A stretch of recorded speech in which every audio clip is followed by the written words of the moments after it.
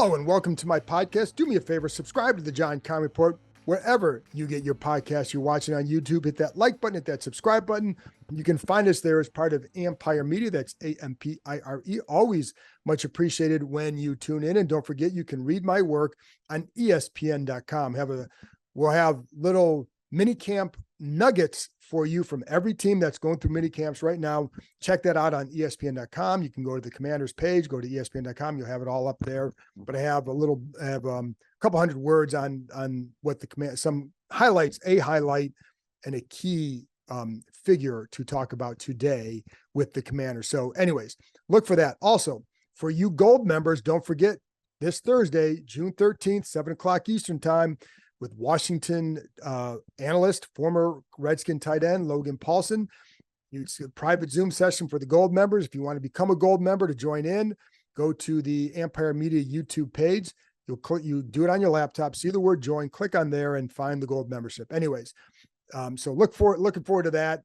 Gold members, join me there Thursday, 7:00 Eastern time. So today, it's all about the minicamp, folks. It's a 3-day minicamp, and I think, in the past, a lot of times that third day gets canceled for good attendance, whatever.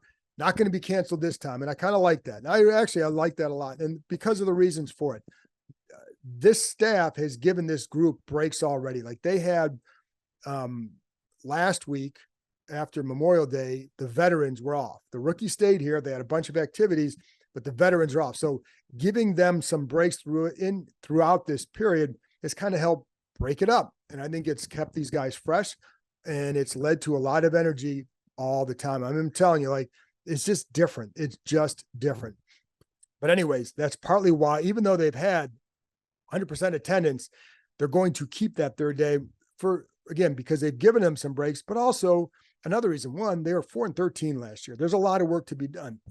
And the one thing you'll notice about Dan Quinn, while he is considered a player's coach, guys like him, people in the past love playing for him, but he's right now, they're in a no nonsense mode and get the work done. They need to get the work done because you have this day. They're not in position to right now give up a day just because they've had good attendance.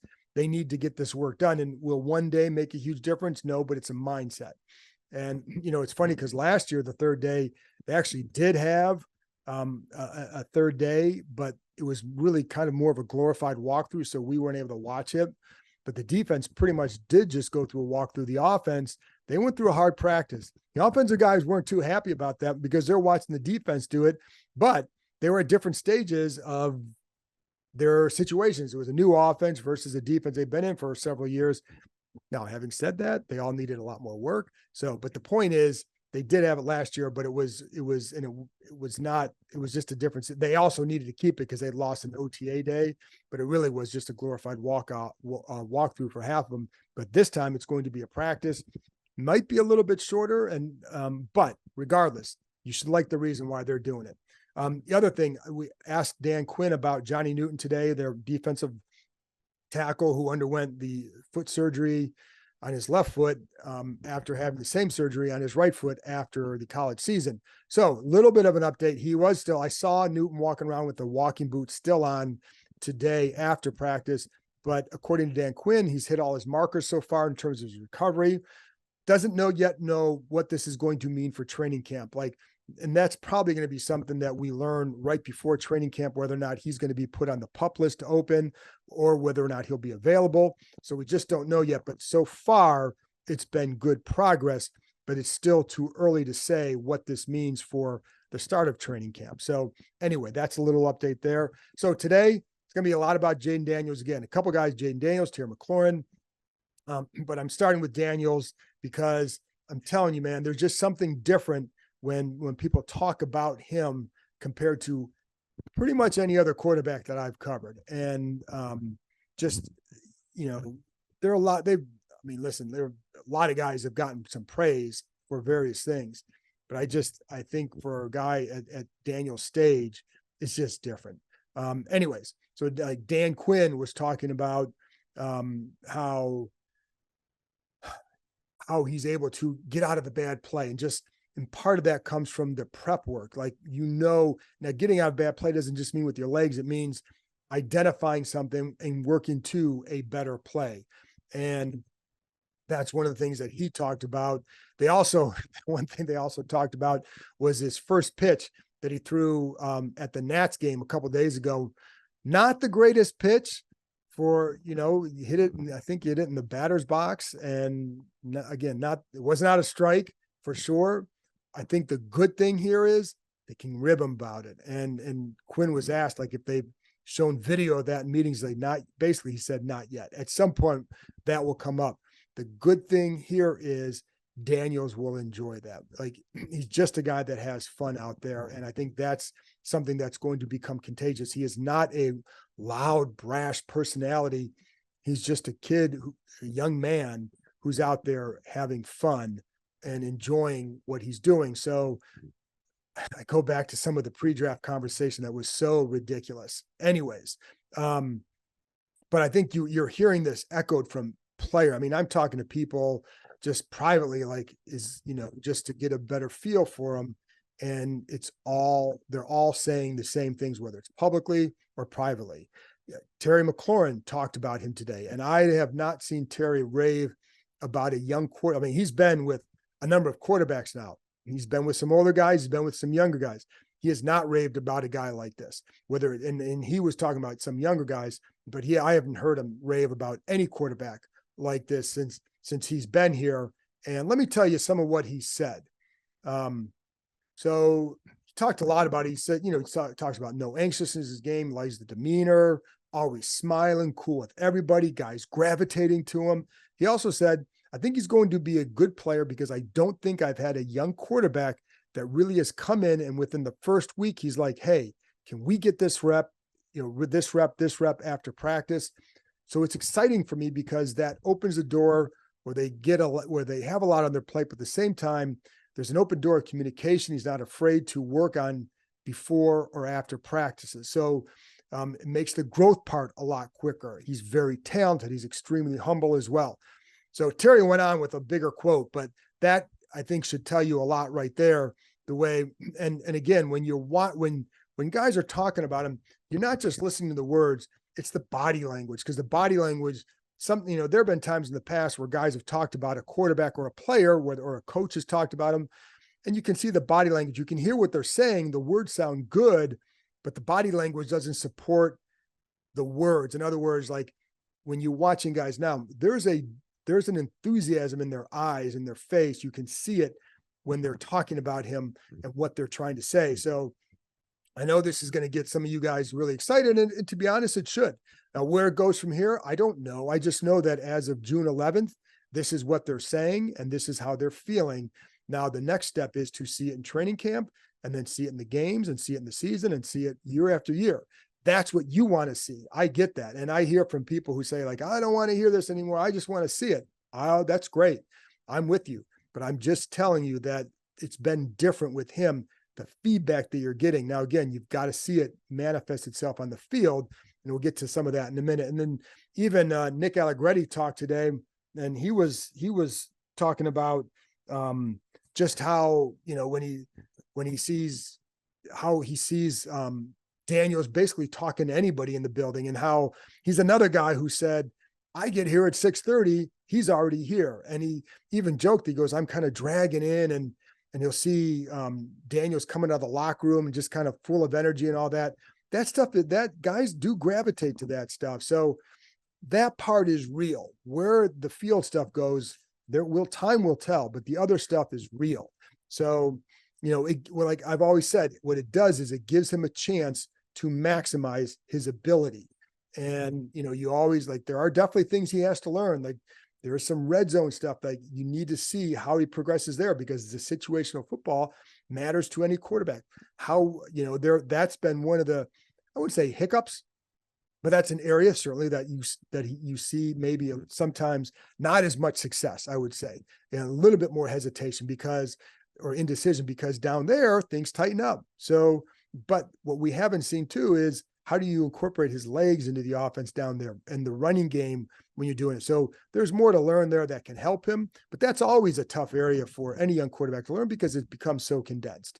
Anyways, this is how guys are talking about him early, and it's been across the board, and just with what guys see. And Terry McLaurin said that he even tells guys, hey, you basically tells the receivers, you got to keep your head in a swivel when you're running those cross routes. And it's funny because yesterday I was talking to somebody with the team who basically said that one of the best throws he's seen him make was an anticipation throw over the middle. And that's something that really opens eyes. And for a receiver, that's what they want to see. It's like sometimes guys want to see a guy wide open before he's going to throw it. But in some of these, he's been thrown with anticipation. And that comes from the work that you put into it, because and then you have to trust, not just know, because some quarterbacks know it, but they don't trust it. You've got to be able to trust it, because if you're going to throw with anticipation, man, sometimes you're going to throw picks. I remember a game Peyton Manning had here where he was a surgeon, but he also threw 2 picks because he's thrown with such a high level of anticipation that if you're just expecting this guy to win and he doesn't, there's going to be a pick. So, but you want to see the anticipatory throws because those make a difference big time.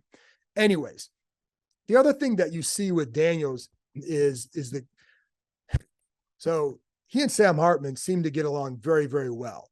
And it's funny because I posted a video of Sam Hartman on the site or on social media. And then I think we even had it on here.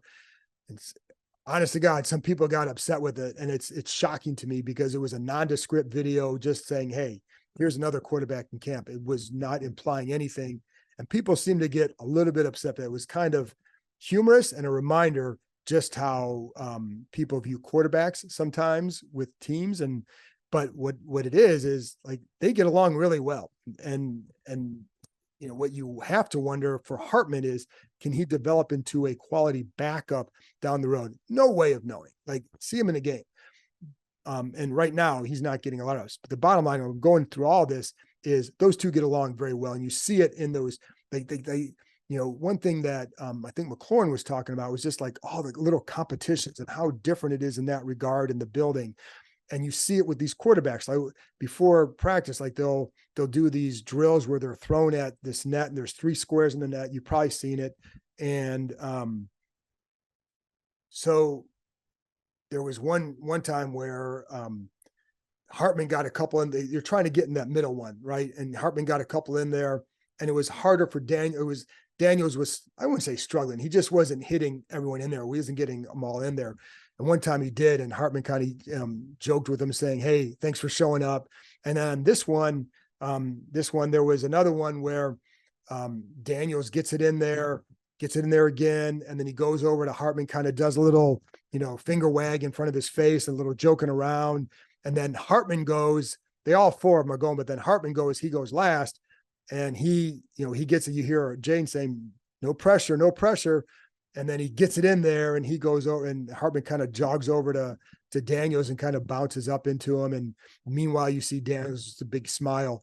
That's how this is. And that's all good stuff. So, but again, it starts with like the guy who's in that level can set a tone for that room. And Marcus Mariota, Driscoll, those guys obviously have a say in how that room is. And it sounds like it's a good room. But if Daniels has a different personality, things could go a different way.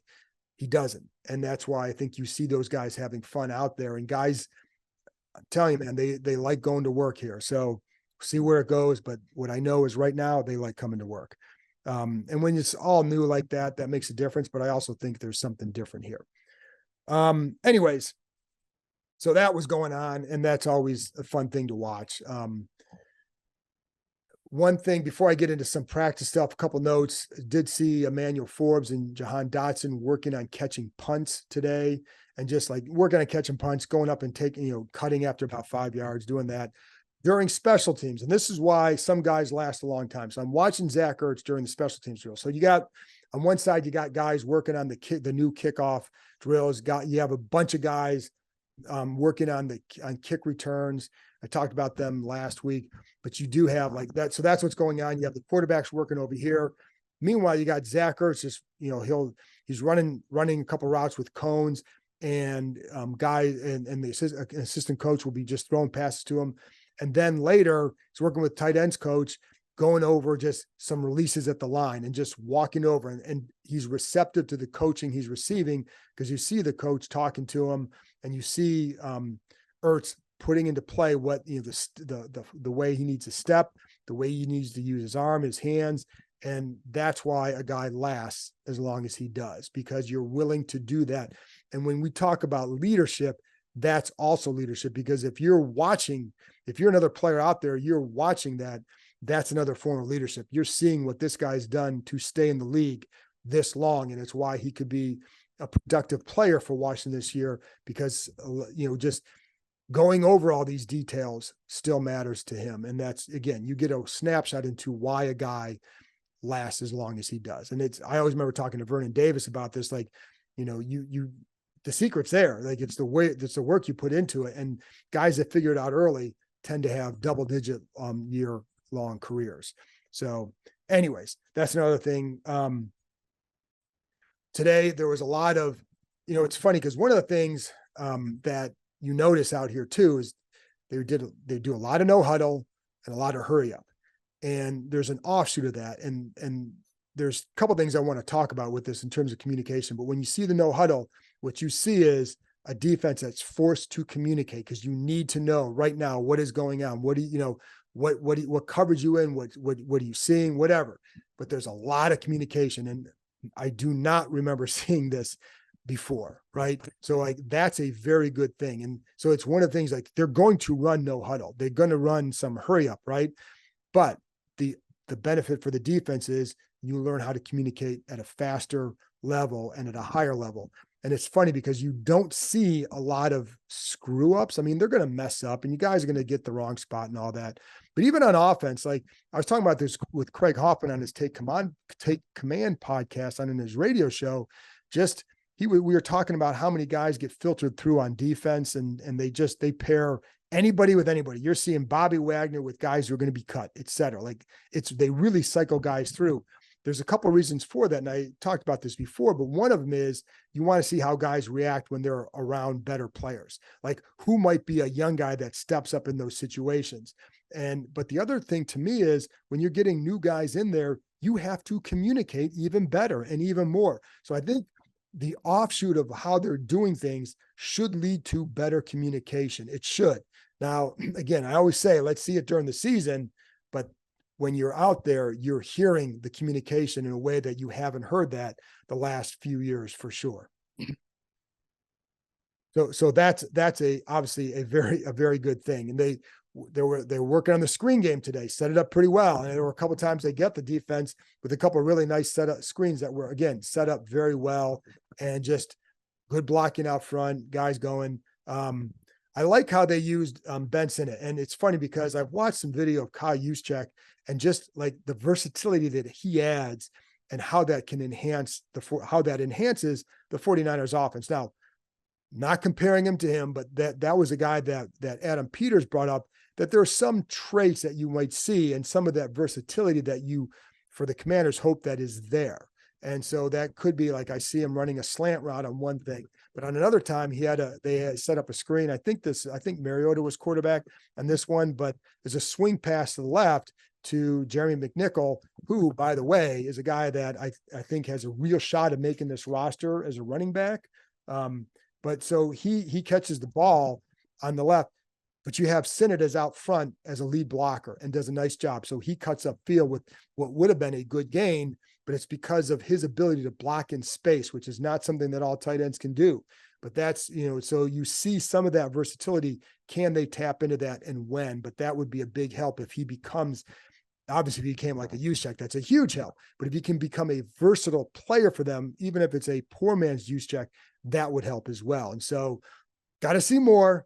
I get it, but that's something you did see at times today. And so, but anyways, there were a couple plays by Daniels that I wanted to point out too, that both of them were to De'Ami Brown and both show a couple of things that he can do. So on one of them, he looks to the left and looks left, nothing, middle, nothing. has a hole to escape the pocket because it's starting to collapse a little bit. So he runs out to the right, but he keeps his eyes up. And you got De'Ami Brown on the left, like on that side, cuts back to the middle of the field, and just a perfect throw back to him. It's not a dangerous throw, but a perfect throw back to him, hits him in stride. So like he's throwing across his body. You've got to get those hips turned around to make an accurate throw there. He gave Brown a chance to run with the ball after the catch. And by the way, they do work a decent amount on reacting off the scrambles. And I think I've told you that before, but anyways, so then the second one, now this play may have resulted in a sack because the pocket certainly starts to collapse. Daniels, though, stick with me here because this is a spring and these are the plays. It's funny because sometimes these are the plays that get big applause during training camp practices.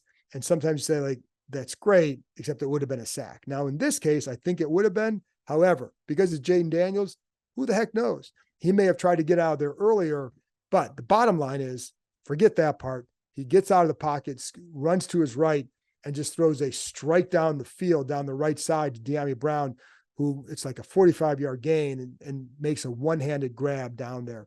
That was a big-time play. And it was a great throw, and it was a great catch. And so those are two in a row there now. So those are things that he can do, and you see that. And again, he's not perfect out there. There were incompletions, but what you don't see are the errant throws that or the wild misses that we've seen at times in the past from some quarterbacks, not all, but from some. And what we also haven't seen a lot of is, well, I did show you there some examples with the legs, but how that is going to incorporate into the run game. You saw a little bit today where there were a few zone reads, it looked like, so some of that, but that's down the road. A highlight play though was Marcus Mariota. And he had one where pocket was collapsing, spins out, rolls to his left, and throws down the left side, down the sidelines to Jayden Davis, who catches it and tippy-toes his feet in bounds, but just a really nice throw by Mariota. Mariota's kind of funny because at times he looks pretty good. I mean, he's a veteran quarterback. He was a high pick for a reason. And then other times he just has some bad misses. It might be on a screen thrown at a guy's feet, makes it tough to catch or tough to run. And, you see that sometimes too. There's that inconsistency with some of his throws that certainly exists. Also watch Jamin Davis. Now, again, no pads on, so you take it for what it's worth, but watching him and how they're trying to use him. When there were times where and these are hurry up, pass situations, obviously. So it's going to be it's a pass rush situation. So he'd be on the edge, sometimes in a 2-point stance, a couple times in a 3-point stance. And, just watching to see how he does there. Certainly a work in progress because it's new for him. So he's going to have to learn how to attack guys, how to attack with his hands, when to attack, how to convert speed to power, vice versa. And so I think there's, I'm not going to sit here and make some pronouncement on how he looked because it's new for him. So you want to see how does he progress. So I saw something today. Let's see what is tomorrow, the next day, but then also early in training camp, because that's when you're going to want to see him, when you get to see him doing a lot more one-on-one pass rush work, et cetera. So there were a couple of times where he got around a guy. He's not going against starters in those situations. Just note that. And there was one time, I think Mason Brooks was able to stop him. Another time against, who was it? Nogugu. Let's see. It's David Nogugu. Did a good job stopping Davis. But again, I think what he has to learn is how to attack a guy, where to attack him on the body, how to set him up, maybe get some, a little bit more quickness. But I think what he can do is turn the corner. I saw him do that now. I saw him do it against Jayden Daniels, but he did turn the corner and showed good flexibility to do that on that one. He likes to try that spin move. Saw it try to do that a couple of times. Saw him go against Ricky Stromberg. There's one time where he started off as standing up in a 2-point stance on the edge and shifts inside to a 3-point stance going against Stromberg, who was a guard at that play.